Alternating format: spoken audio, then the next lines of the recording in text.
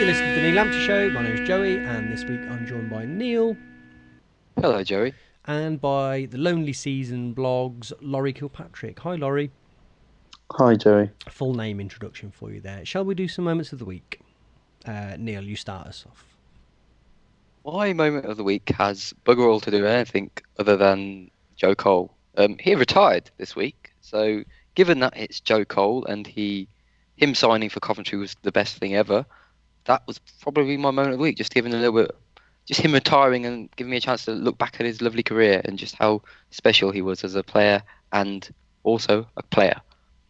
Let's do some Joe Cole recollections from his time at Cov. What stands out for you, Neil?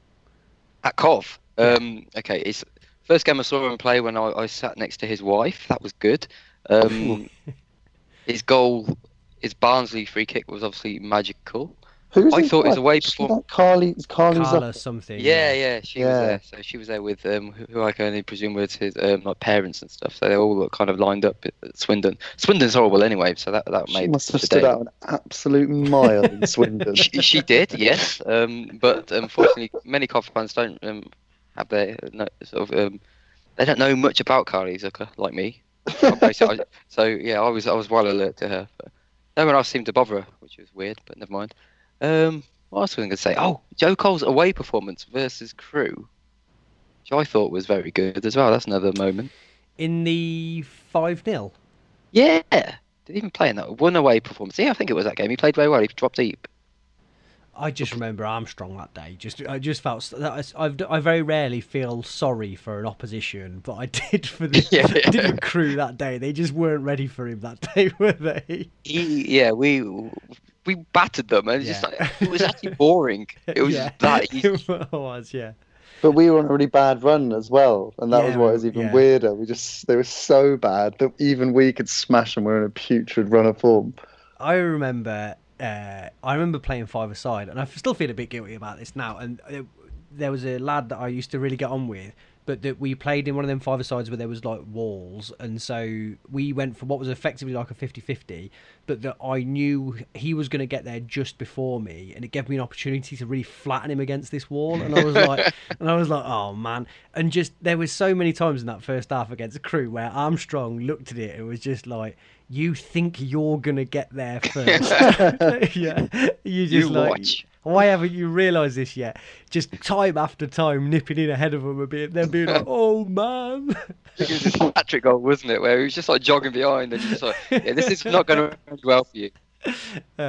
Laurie, Joe Cole? I think it was just, obviously the Barnsley goal was pretty amazing because that was him confirming that he still had something, if not everything.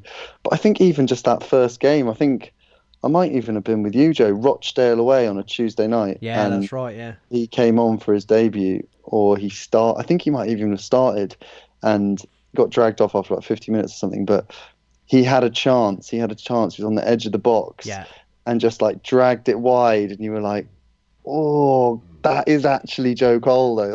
That's actually Joe Cole. And he's playing for us. I believe it now. It was pretty amazing. But him signing, that is my biggest moment. Just that day, that entire evening of him signing, I've never felt so giddy over a signing for Cov than I was. I was delirious for weeks afterwards. It was just such a surreal thing to happen. Because I remember early on in the day, it was rumours that we were going to be signing a big player. And then it came out as one of those sort of crappy Premier League sort of players who kind of is big but doesn't really. The next thing you know, Joe Cole. Moment.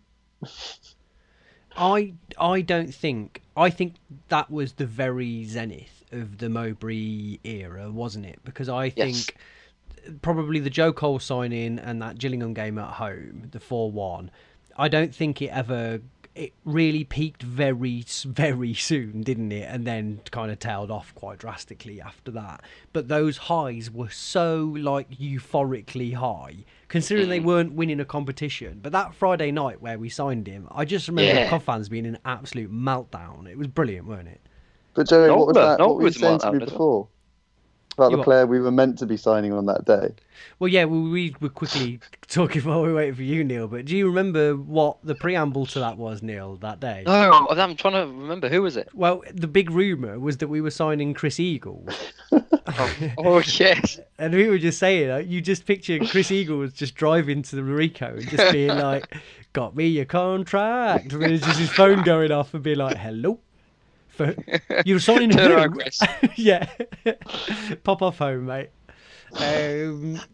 Yeah, I quickly for me, Joe Cole memories.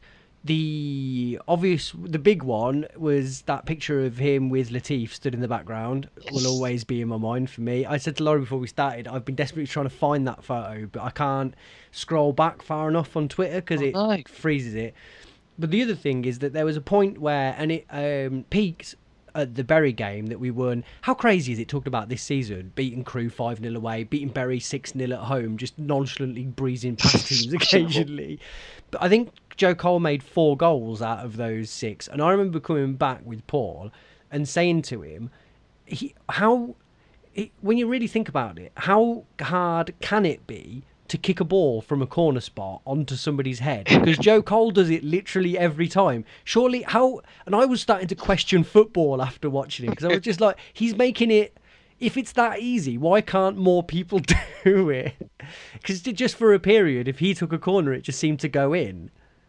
We're like simplistic football fans, aren't we? I was at the same. I was watching that. I was like, right, that's it. We figured it out now. Yeah. Don't worry about it, guys. Just Joe Cole corner, we score. That's how you do it.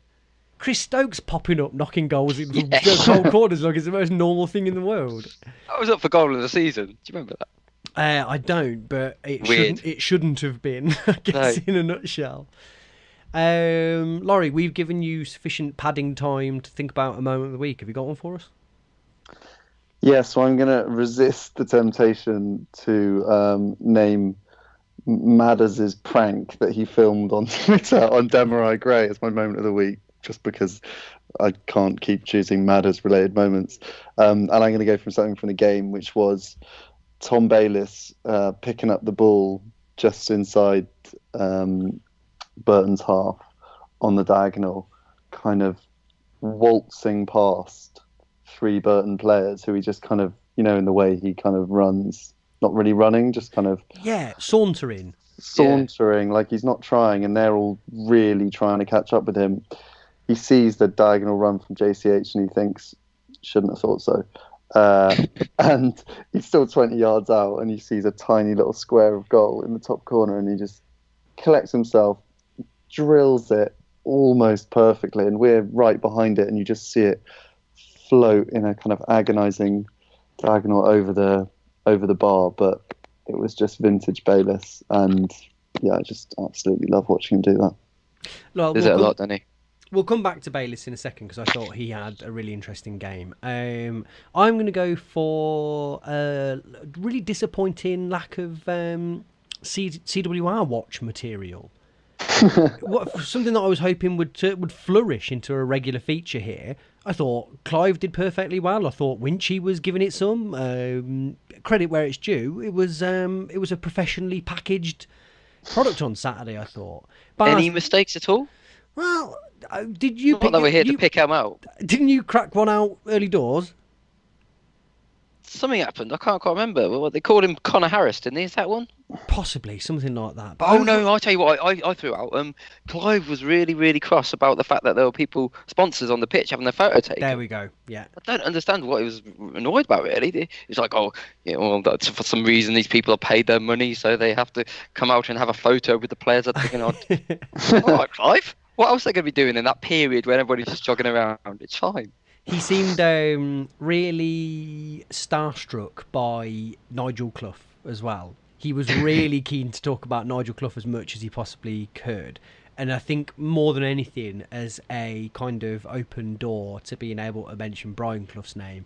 And there is a kind of strange starry-eyed quality to men of that age when it comes to Clough that is only really replicated in Morrissey fans as well. Yeah. Where it's like they're like in love with Clough. Like he had some sort of magic spell over people of a certain generation, didn't he? I mean, he was something, but but the adoration that he drives into people is stunning sometimes. And I think Clive enjoyed them even more because apparently Cluffy didn't do anything or ever questioned referees. Yeah, He mentioned that, and he was like very Yeah. very dissimilar to his son there, but. Yeah. Okie doke. Right, game. Bayliss then, I thought, Laurie, he had a really stellar first half, and then his second half was summed up by a phenomenally frustrating moment where we could have broken, and he just kicked it straight into a player towards the end of the game. What did you think on his first game back? I would agree. I think the first half was excellent because I saw him come on against Walsall, and I've never seen him play so badly. He came on, and the first 4 things he did were all awful, and I thought, what the hell is going on here, Bayliss? Like, he kind of puts out lots of fires for us every game I see him play, defensively and offensively, and just everything he tried at Walsall went wrong. Just passing it to the wrong player, passing out of play. But against Burton, I've already mentioned the shot that he had. I mentioned in the report that he also shot from kind of 40 yards, and it was a semi-decent chance just because the keeper was so far off his line. But yeah, I thought he was really good in the first half, and mainly because he's just so good at taking the pressure off us in like situations that you wouldn't really think were his responsibility. Like he'll end up with the ball at his feet with his back to goal in our own penalty box, but he'll somehow be able to maneuver his way out of that trouble, or he'll just pick the right option and he'll relieve the stress on the team, which almost anybody else, anybody else on our team, you would just say, just kick it out. But if it's Bayliss, you just think, I trust you to sort this situation out, and 99 times out of 100 he does sort it out. So yeah, I thought he was, you say he kind of maybe faded a bit in the second half. I think Burton just had a little bit of a stranglehold on us in the second half, and we kind of lost our way a bit. And I think the Doyle element to that can't be understated, because him getting that booking in the first half, really, as soon as that happens, I immediately think this is trouble, because he has to play completely differently to normal. Very quickly, is it 2 games in a row that it's fair to say, which is hardly a sequence, it's possibly just a coincidence, that ultimately a team has came on in the second half because they've overloaded Doyle? Sorry, what do you mean came on?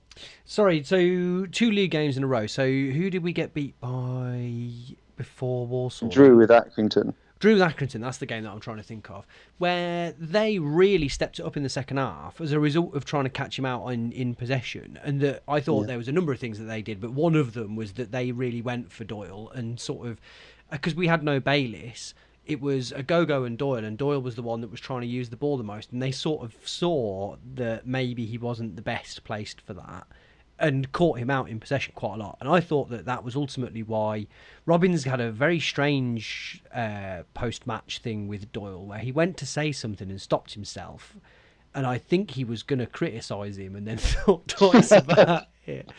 But I want to be clear, I think Doyle's had a good season so far, but I wonder whether there's something in that about teams maybe spotting him, certainly on the ball, as a bit of a weakness for us. Yeah, it's strange, isn't it? Because much as he's kind of a little bit of a figure of fun for us, he is slightly disappointingly the highest passer in the entire division, and obviously that doesn't mean he's David Beckham, but he does play a lot of important passes for us, even though he plays a lot of kind of pointless, boring passes for us as well. So, yeah, teams must think that, because they're like, well, if we've got this alleged quarterback in the middle of our team who's 36 and we know isn't brilliant, it's an obvious place to target, especially when you know you could probably get him sent off if you're even half have your wits about you. Can anyone get sent? Didn't last season prove that he's immune to being sent off? Yeah, maybe it's you're more likely to end up getting sent off if you try and get Doyle sent off. But it did really look like a little bird having his wings clipped when that yellow card, because he really, I've never seen a clearer yellow card than the one he got in the first half as well. He absolutely nailed the guy. And the ref was like, yeah, I mean, I know you're Michael Doyle, but I do still book you. What else in terms of the rest of the game?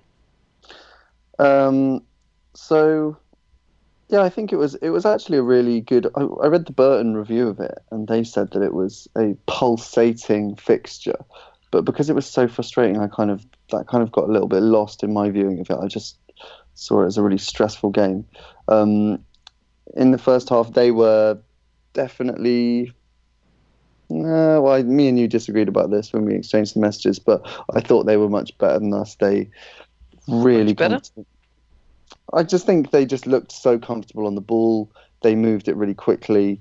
They had a relatively boring but effective game plan.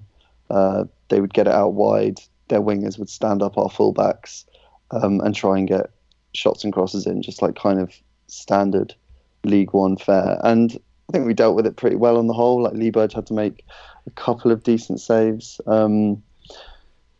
Individual performances, Junior Brown actually looked much better than Much better, I thought. Yeah, he has been in recent games. There was still the occasional moment where he, that meme that's going around at the moment, the one that's like, they say a fact and then it's like, my brain, don't do it, don't do it, don't do it. That seems to be a lot of Junior Brown's thinking a lot of the time, and at the end of it, it's always dive in.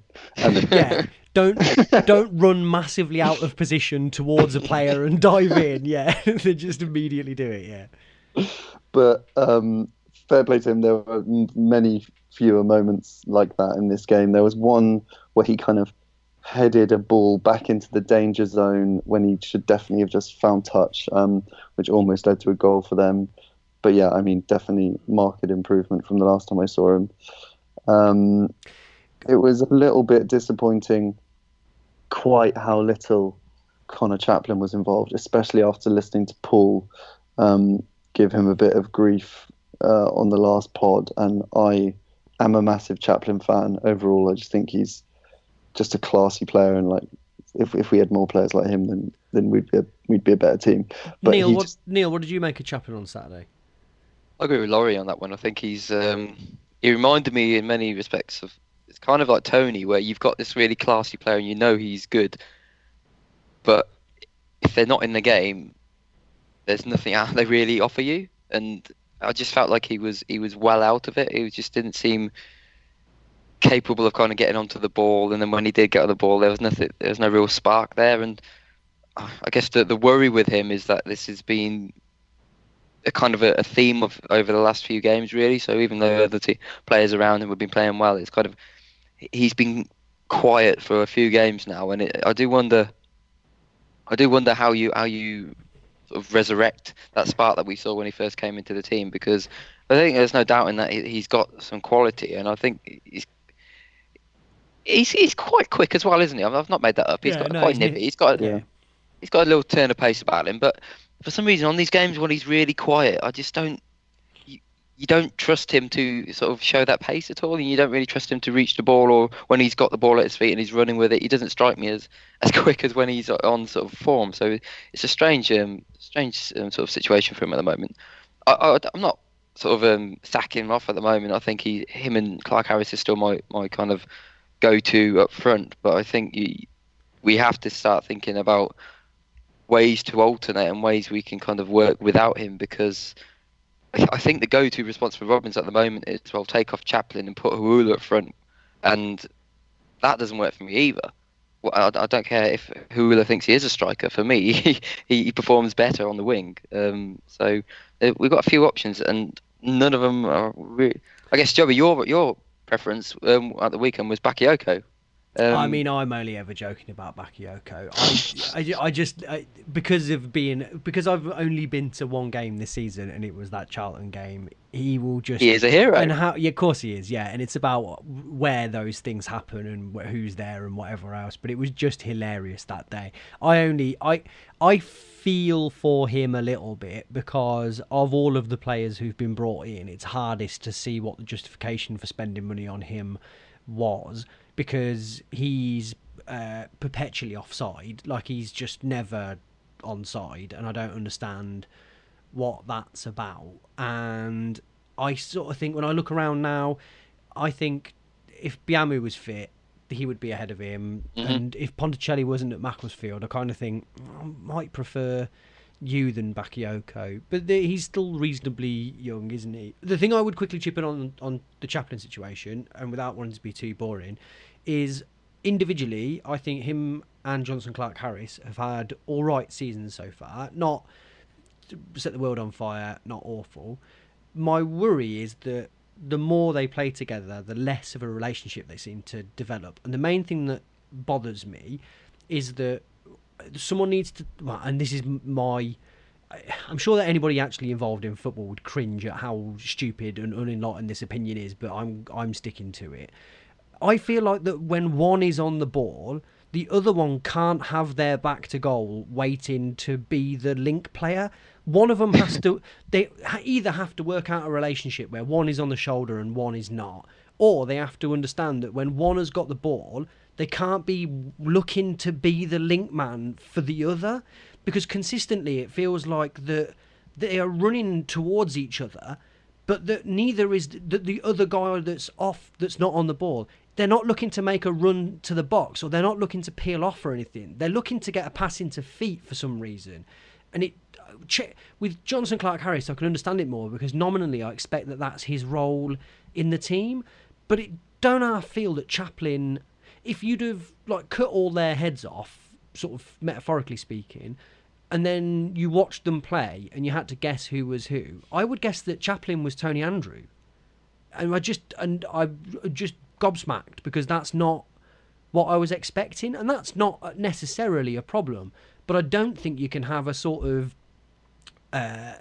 target link man and a creative number 10 playing next to each other when neither of them are looking to be the guy in the box. McNulty was a strange player in that he was, I think he tried really hard, which I loved, and I think he'd got limited attributes, but the attributes that he'd got was that he got in the box and he was a really good finisher, and that plays to what I'd like to see in a striker. And actually the two that we've got have got different attributes, but at the minute neither of them really fit into that category. And I kind of think with the two up front, at the least one of you needs to be having the impetus to get on the end of something. Is that unfair? No, that I was going to sort of nodding to myself all the way through that, because I think what I saw, especially the other day, was just Chaplin, and he's got this sort of urge to...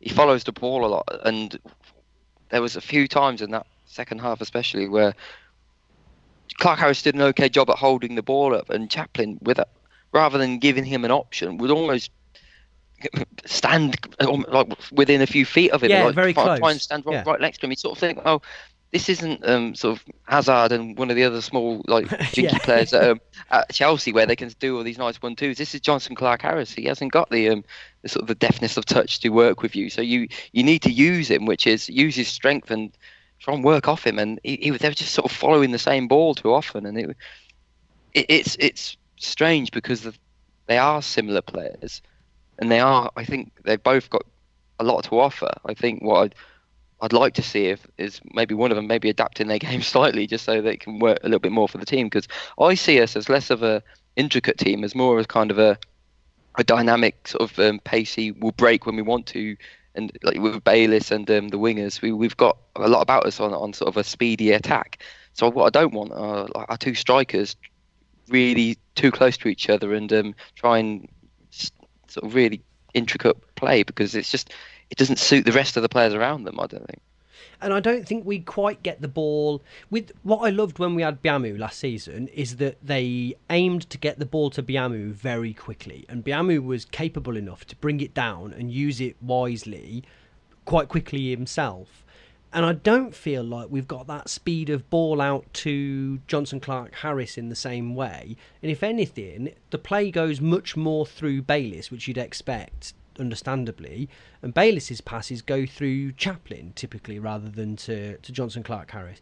And you kind of think, well, if you're going to move it quickly on the floor from the back like that, it almost negates Johnson Clark Harris's presence. You kind of think, well, maybe what you want is you want to convert the team into something a bit more, pretty on the eye, and that when he's fit, you bring Andrew back in and you have a go on the deck, which wouldn't necessarily be my choice, but it seems like actually Johnson Clark Harris is kind of a victim of circumstance as opposed to his performances having dropped off. It just doesn't feel like we're using him in the most effective way. That said, I think that I wouldn't want to see big wholesale changes in the team. We did just win 5 in a row. I was quite surprised at how quick people were to stick the boot in and say, oh, there's these huge problems with this team after the game on Friday on CWR, when we'd so recently won so many off the bat. But Laurie, you did think it was quite a poor game. Quite a poor performance, sorry.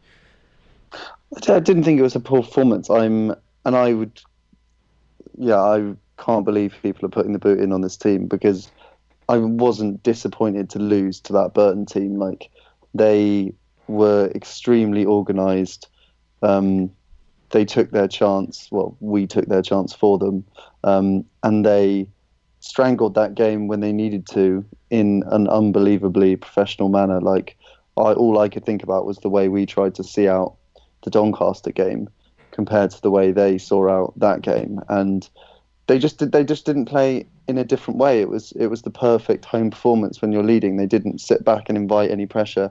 They kept on passing the ball. They kept on wanting to have possession, and yeah, I think they handled it really well. Just going back to what you guys were just saying, though, I still think we're quite a direct side, though, a lot of the time, and that was in the Walsall game. I think that's one of the best performances I've seen Johnson Clark Harris have this season. Like, he was brilliant against, I think it was Southend as well, when I saw him. But against Walsall, he was just incredible. So to say that we're playing, he's kind of phased out of the game because we're playing too much good football. I don't know if I've misinterpreted what you said, Joey, but slightly. But yeah, I can see where you're coming from. He was so brilliant then.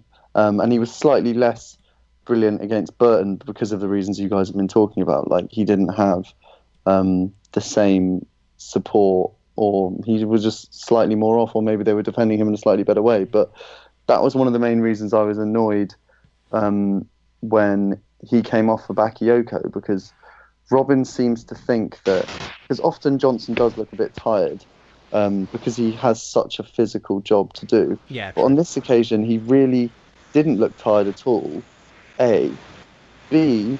Bakayoko is not comparable to Johnson Clark Harris. I'm not really sure who he's comparable to, but it's not Johnson Clark Harris. He looked big, but he won't win anything in the air. So I found it really frustrating, and the game was almost gone when Johnson went off. Not because Johnson had been having an absolute stormer, but just because we then had absolutely no focal point whatsoever, and our kind of football wasn't really being that incisive. We managed to cook up a few opportunities, most of which fell to Jack Grimmer for some reason. But yeah, I found it a really strange substitution from Robbins at that point when he was trying to get us back in the game. Neil, I want to ask you about Luke Thomas. I thought he started really well. I thought they could barely handle him for the first 20 minutes or so. And then it looked as if Robbins switched him over to the other side and maybe drifted out of the game a little bit. Yeah, I think that's fair. I think he had a storming sort of 10-15 minutes in the first half where he was looking at our major threat. And he seems to do that in most games, actually, where he really gets his sort of head down and the ball starts coming to him and he starts to back himself. I get why Robbins likes to sort of switch over and just to see if it makes any sort of difference, but I think certain players are just more suited to a certain side of the pitch, and him on the right, as much as people want him to be able to cross with his right foot, I just think he's more suitable there. So he had a strong game. I don't think he did too much in the second half, but I think first half he certainly looked like our biggest threat, and it's just a shame he wasn't able to kind of make anything of it. I like a hard worker, and I just think for a player that looks like a real kind of fancy Dan won't track back or whatever, I'm just always consistently impressed by how much work he does in a game. And that first bit where he got that shot away in the first half through just determination, like there was nothing on for him, and he just chased that guy down like a dog, didn't he? And he caught him in possession and drilled that shot in. I'm growing to really like him. I just think he's a young player whose decision making needs sharpening up, and I guess that's why he's here rather than starting for Derby. A player whose performance I don't even know whether it's possible to talk about was Jordi Hawula. Laurie, can you remember seeing a player do so little in a game? It's pretty amazing, isn't it? Because we can obviously do our best to criticise him, and I will, but he was genuinely anonymous. Like I could not name a single moment where he was involved in the game. Not even to do anything negative. Just that entire side. Maybe that's why when he switched over with Thomas suddenly went bad, because this was just some glitch in the matrix over on that side of the pitch where the world wasn't carrying on as usual, because Jordi Hawula just absolutely nothing. And there were times when I think, actually I have just remembered something that he did. I know you said, Neil, that you prefer him out on the left. We haven't really seen him play up front much. I think I saw him play at Wimbledon for about 20 minutes up front, but sometimes you look at him when he's got the ball on the left and he's trying to do his man in a typical winger situation, and you just know that he doesn't know what he's doing. Because that moment at Bradford when he scored that incredible goal, he had a stretch of pitch in front of him, and no one. He had people to outrun, but he had no one to beat. He just had to do them for pace, and that he seemed to revel in. But when he's standing there at the apex of the box, thinking, "How can I trick my way past this guy?" He has got no hope. He just doesn't. For me, I like him there because they know he's quick and they know he's technically dangerous, and so for that reason, I like him being there. But I don't really have any faith in him being able to beat players, put in crosses. He doesn't offer the same kind of defensive cover that Thomas does on the other side either. And yeah, it was that was the most annoying thing about the Johnson substitution, is that Jordi Hawula remained on that pitch. Like, how did he remain on that pitch? Jody Jones is fit enough to come on for half an hour. I'd love to hear Mark Robbins explain that. He's done it a few times, hasn't he, recently as well? It's his go-to substitution where you move Hawula up front. I think with Hawula, I'm totally guessing here, but he seems to lose concentration midway through quite a crucial moment. It's like he just stops thinking, and because I think there's something there. There have been patches where he's kind of been within himself and kind of playing kind of naturally, and he drifts past players quite well, and you sort of think, okay, that's what we want from him. But the problem is, half the time, or more than half the time, he gets to that position where he could do it again, and then it's just like he stops and he tries to step over, and then he can't work his way around the player, and it's frustrating, because I think, like, going back to the previous league game, so we were just won 5 in a row, whatever it was, and everything was kind of, we were settled, and he was a part of that team, and everybody was kind of growing, and the momentum was growing, and then we came up against a good team. Was it Doncaster? It was, wasn't it?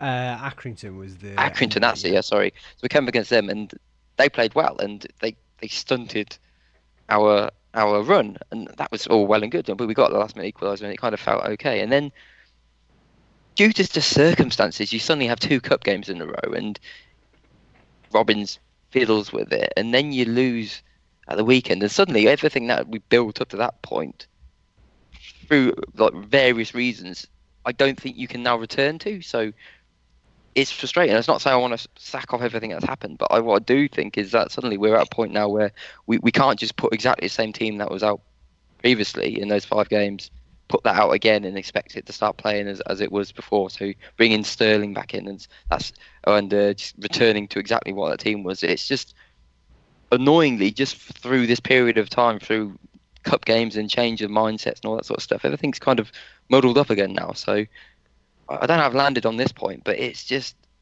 it annoys me a little bit. I'd rather not have any of those cup games, and we could have gone straight from that draw with the momentum of getting that last minute equaliser and move straight into this match.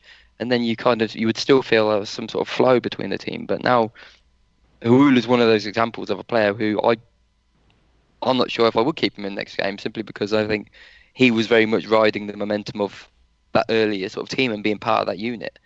Now, I think there's a little bit of thought to be had in terms of how we kind of find a new unit, because I just don't think it's quite as simple as just returning to what we had and expecting it all to be okay again. So I would be reasonably happy to kind of persevere with the rough sort of tactic that we've been going for, and maybe drop in or out. So like you say, maybe move Huula out and put someone else out on the left or whatever else.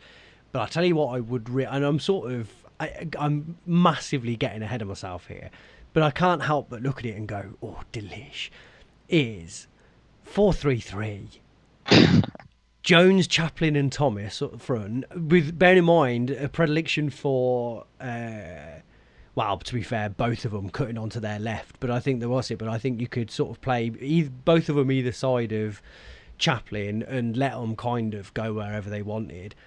Bayliss and Doyle, and then either Shipley or Kelly or Agogo or whoever else it is in midfield holding it down. I mean, Bayliss, you want Bayliss dropping deeper. I just think, even though I'm not really advocating it, they are all in their right positions there, aren't they? Like, it is. There's a little bit of it of me that's my eyes light up and I'm like, yeah. There's a Football Manager formation there, isn't it? I mean, you've got green all over the pitch there, haven't you? Like, this is really well suited, and logically that does make sense.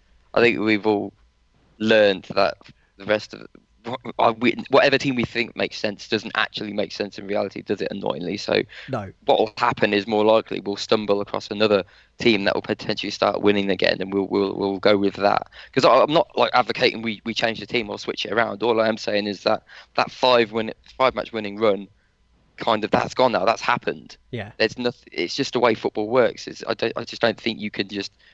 It's not as easy as just returning to that and expecting everything to be rosy again. That, unfortunately, just the nature of the last 10 days has meant that other things have come into play. Players have probably entered into a period of poor form, or maybe lack of confidence, based on the fact that they've not either played or performed as well as they could do in defeats. And it's switched things a little bit. So that's fine. That's the way the season works. You're not going to be perfect all the way through. But it's now down to us to kind of... Robins, really, to work it out. And how do we go about it? How do we go about changing things? I think the one interesting change, I don't know when he'll be ready, is Sterling. How we get him, I guess, back into the team, because he was the one who was in form. He shouldn't really have been affected by anything that's gone on in the last 10 days. Grimmer played fairly poorly, I think it's got to be said, at the weekend. Looked like a man who was just getting his way back to fitness. I'm not going to hold it against him. But, you know, there's a route there through for Sterling to come back as soon as he's ready. I'm glad that you mentioned Grimmer. I actually forgot that Grimmer had played, but I think it's important to let the listener in on what I think is the first time in maybe 10 years of knowing Paul that we got an admission of not being correct from him on Grimmer. Because Paul, of course, who everyone knows, has got a massive vendetta against Jack Grimmer, both on a personal and professional basis. Had suggested to us that he couldn't wait for everybody to pile in and tell us how brilliantly he played on Saturday, and then they didn't, and he didn't. And so, yeah, and then he was obviously quite shocked when people had gone against the grain and suggested that he hadn't had world-beating performances. We got a rare. That must be annoying for Paul, mustn't it? Like, people actually judging the performance based on what they see rather than anything else. But yeah, I also think he'd been out for ages, and do you know what I mean? I don't think I still like him. Yeah, I think he's all right. Pound for pound, I still prefer him at right back, but I think circumstances as it stands, if I was picking either of them at the moment, I'd go with Sterling if he was fit. I just think before we move on, what we want to hear is the correct pronunciation of Sterling's name, please. Are we talking about Dujon Sterling? Dujon Sterling, exactly. Right, okay. Let's pipe some Dom into your ears. Hi Dom, thanks for joining us. Hiya. Peterborough on Friday night. First of all, what do you think of Friday night football? I'm not that bothered by it. I mean, Saturday kickoffs are nice, but Friday has got its own advantages. It's out of the way come Saturday, so that's why when you think about it, it's nice sort of get on the train straight from work, then straight to a football match, and then you don't have to worry about getting back for the morning. So it's what it is. It's good. I think I'm swayed by the fact that the first time I ever saw a Friday night game, we went to Bramall Lane, where we got a really poor record and won 2-1, and Leon Clark scored 2 goals. And I kind of think that has swayed me. But I agree with you. I quite like the fact of it's crazy for something that you pick to do yourself. But I sort of think, it's done and out of the way then. You can get on with the rest of your weekend and have a good weekend. On to more pressing matters then. Peterborough, who I do believe are doing rather well. Yeah, it's an interesting season for Peterborough, where essentially, as what Steve Evans does at basically every club he goes in, takes a look at the squad, then during the summer just completely rips it up and brings in a whole load of new players in, whether they're actually better or worse than the players they're replacing, doesn't matter. They're new signings, and he likes making signings. But it seems to have done the job for Peterborough this season.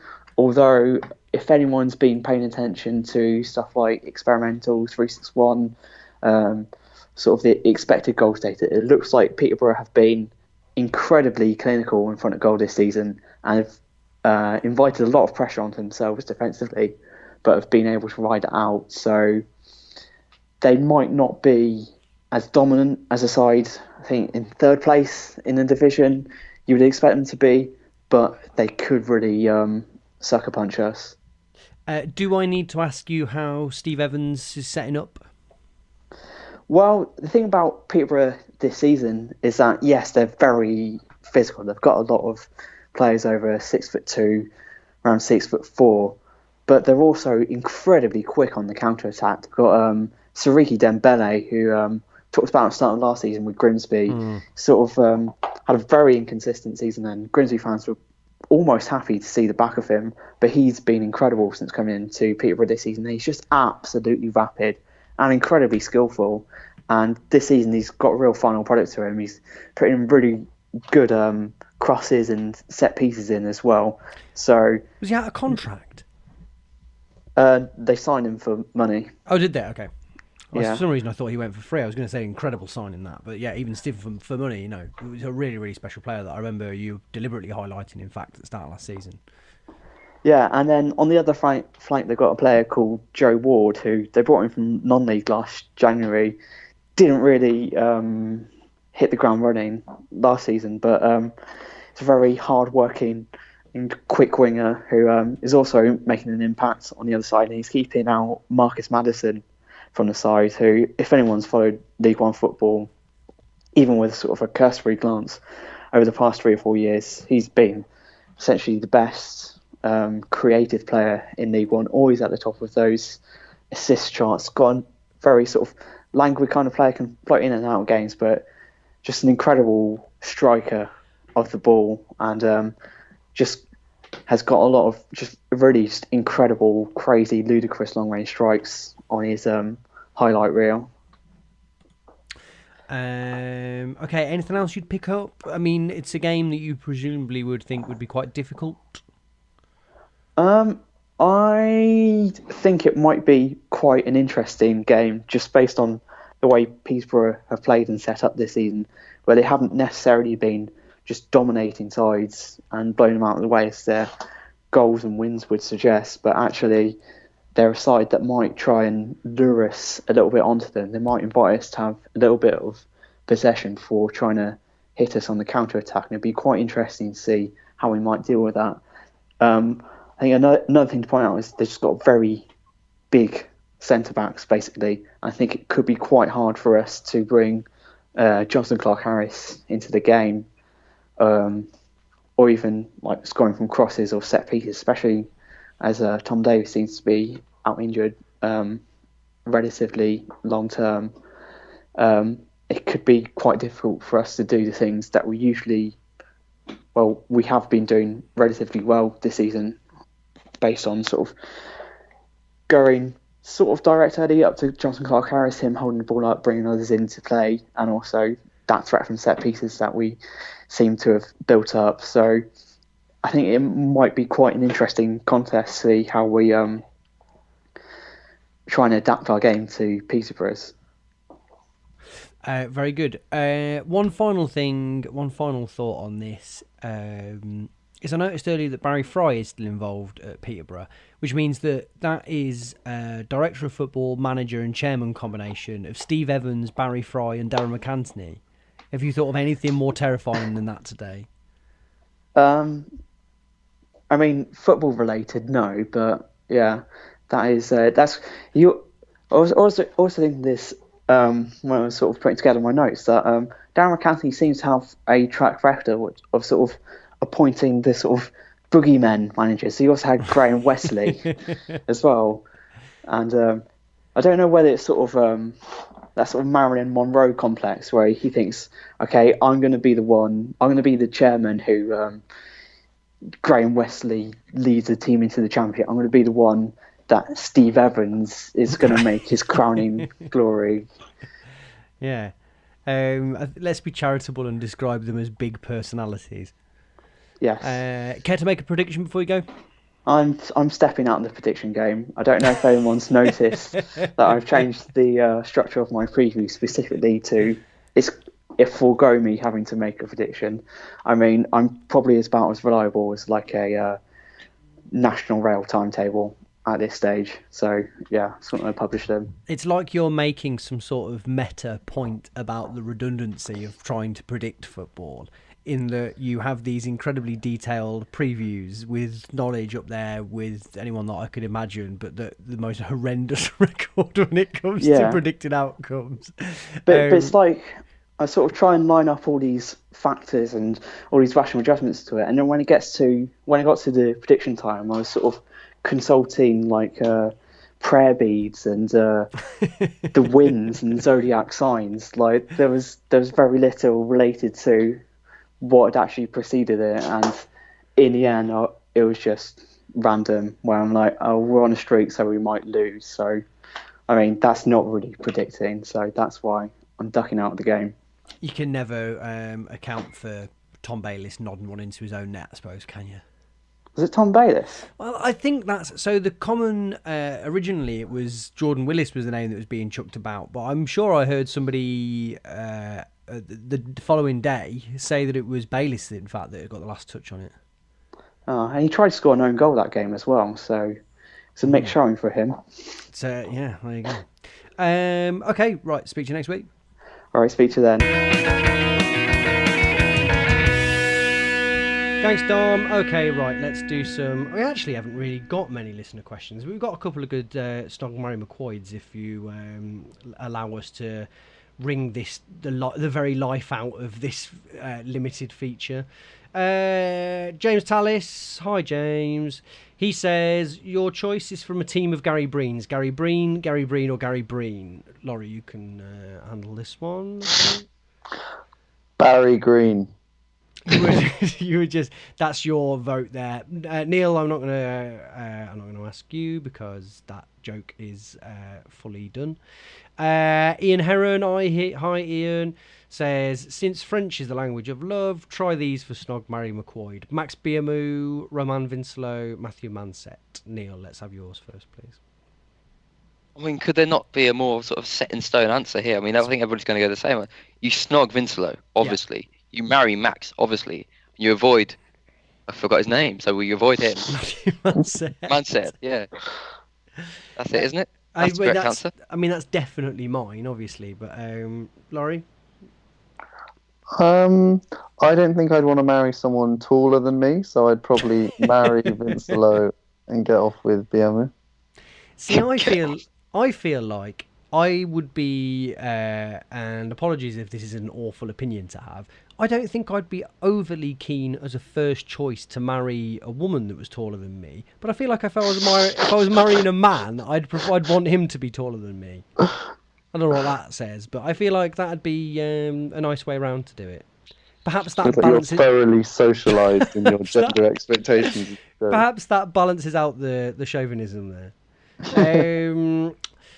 Yeah, so I think that's. I'm trying to think whether we've actually got. This might be the first week we've had no questions, which is. Did we ask? Yeah, we did. Yeah, I asked twice, but obviously it's not a great week full of questions. What we've done is we've probably answered all of the questions so comprehensively on previous podcasts that there was nothing left to answer. That sounds about right. Yeah, a question from Lee Bradbury, who asks, who do you reckon should wear the captain's armband if or when Doyle is suspended? And I think this leads us on neatly to your statistic about a certain player that you've become infatuated with who we've not discussed, Laurie. Yes, so make of this what you will, but in the 6 games Tom Davies has played recently, we've lost 0. In all the games Dom Hyam plays in, we lose spectacularly. So that's the end of the stat. And when do we last lose spectacularally? By spectacularly, I mean comprehensively. Just lose. I'm surprised that you used that opportunity there to stick the boot into Dom Hyam. I thought it was just about establishing your Tom Davies love.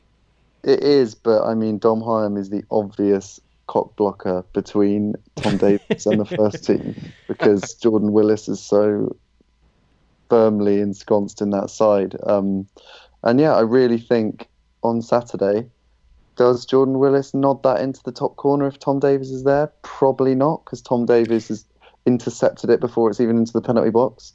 And Tom Davies, he's such an attacking threat. He doesn't score many goals, but from our corners, he is often the lad who sends it back across goal, or he's just causing mayhem in there.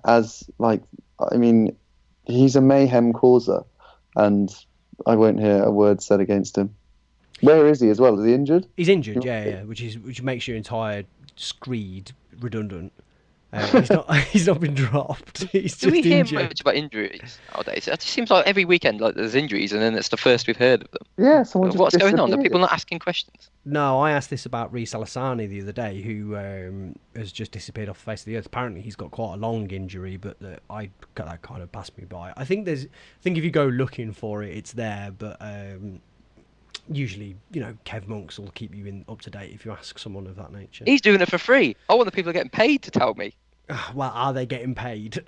They're just there for life, aren't they? Talking of people getting paid, I think that Side Sammy's match reviews and raps are getting so good that he should be getting paid for those. Why doesn't he just go to the Cov Telegraph and be like, guys, just send me £100 and you can have it? They're that comprehensive. He doesn't want to be associated. Have the Covtel got 100 quid? How many clicks is that to generate the 100 quid to pay the wage for there? Maybe true. Yeah, and as well, I guess it's very hard to put a headline on it that says you won't believe how you played. You won't believe what Peterborough player is actually a very tidy inside left forward who could cause us problems on Saturday. Obviously, if you wish to put us in your employ, we will revoke all of those opinions.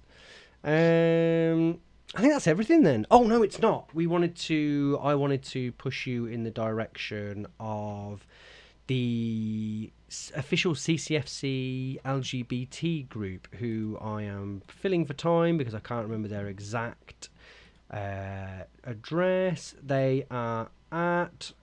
Where are you now? Come on.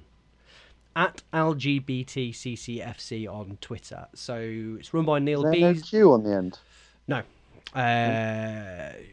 There's not, or a plus, or any one of the other number of things that you can pop on the end of that. Should you?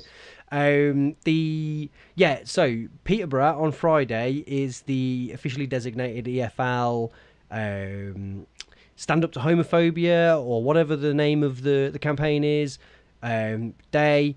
And Neil Beasley, who is a Cov fan, who wrote a really good book called Football's Coming Out, has been pushing on the club to try and get involved and to try and do some stuff. I don't know about you two, but that I would say still habitually at games, it's the most prevalent form of bigotry and whatever. It's not a game goes by that I don't hear somebody from the crowd accusing someone, either a mate or a player, of being a puff or a faggot or something. And it's not good enough, and I think it would be good to see the club getting behind a push to kick that out. And Neil has done some really, really good work on getting the club more engaged, and a couple of people from within the club have been really good at trying to push that on, and it would be really, really good to see attitudes change and things to get better, basically. So we're hoping that the players will wear the rainbow laces and the other stuff, but what would be really good is for you to follow at LGBTCCFC on Twitter, stay up to date with everything that's going on there, and don't be a dick on Friday if they start, publicising some of that stuff. Don't shout abuse at people. Just generally don't be a dick. That's the takeaway from this, is just be a bit better. Not you. Yous are all right, but them. Okay, anything anyone else wants to plug? Any crusades to make yourself look better? Just one about, because you mentioned Reece Alassani, and I know this is nothing to do with us, but I listened to this amazing Guardian long read podcast about Dulwich Hamlet, and there's a massive bit about Reece Alassani in the middle of it, which I found very interesting. So definitely go and listen to that. I think he scored in the first half of last season. I think he got 17 goals in 19 games. It's all right, isn't it? And then his knee blew out a little bit, didn't it? And he wasn't quite the same. I'm really surprised that I know he's been injured, but I'm really surprised he wasn't quite the same because he wasn't on the pitch. No, he did. Well, so when I say his knee blew out, he was playing still, but I don't think he was the same player. I'm surprised. I know that he's injured now, but I'm surprised that we didn't see a bit more of him. Although I suppose when you've got that many attacking players to vying for position, it's difficult to get yourself in there. Anyway, I fear that we're pulling this on for longer than it needs to be. So thank you very much, Neil. Thank you. Laurie, a reminder of where to read your latest, and a little bit of a plug for what you've done post Burton. Yeah, the usual match report, which I'm not getting paid for, but please feel free to. thelonelyseason.club. Fabulous, and thank you for listening. Bye.